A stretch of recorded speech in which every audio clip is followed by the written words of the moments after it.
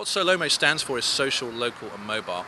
And as individual elements, social, local and mobile, they're all big trends. But when you put them together, you get the opportunity for real relevancy. So what I mean by that is, with social you can know who someone is, you can know what they're interested in. With local you can know exactly where they are. And then mobile, you can actually message them and give them what they need when they need it. So that gives you a huge opportunity for relevancy. And it's a way of reducing a customer to an actual individual, which is really important. That's when you get real one-to-one communication, really effective communication, and a lot of creativity can be applied. I think, well, largely because of consumer behavior and what they want. In essence, I compare a lot of people to pigeons, which may be an odd thing to compare them to, but we've done a lot of work on some research in terms of understanding behavior. And what we found is that people have very short-term decision-making facets to them. So you offer someone £100 a day or £200 in a week, they're going to take the £100 a day. They're not going to wait that week. So people want to make decisions, they want to make them snap decisions, and often they're sort of crazy decisions. So it's really important for brands to be able to influence people at the right moment, at the exact moment in time and place in time. And that can have huge impacts to people. And obviously all the technologies that are developing are helping us deliver that. The latest smartphones, the 4S has something called Siri, which is the personal assistant. You speak into the phone and it gives you local directions, for instance.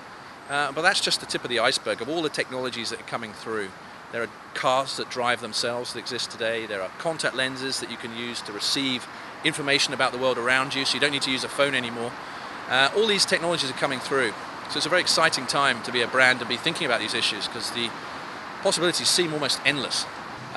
People are playing it a bit too safe. So they're thinking social, they think Facebook page. You put a Facebook page, your problems are solved. Well, not really.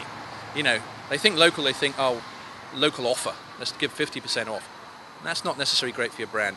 And they think mobile and they think iPhone app. But you know, average number of iPhone apps people have on their phone is about 35 now. How many do people use? About 2. You know, so you can waste a lot of money that way. You know, these are tough economic times we're all operating in, and I know Portugal has its issues in that respect as well.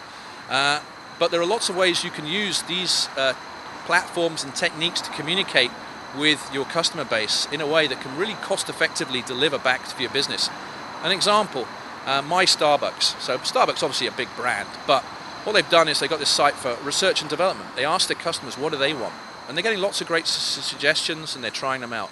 There are lots of ways to connect to your staff, to your customer base, as I say, very cost effectively in a way that can really help their businesses. So I would ask them to look beyond the obvious and think, well, you know, what can I really do? And let's start trying things.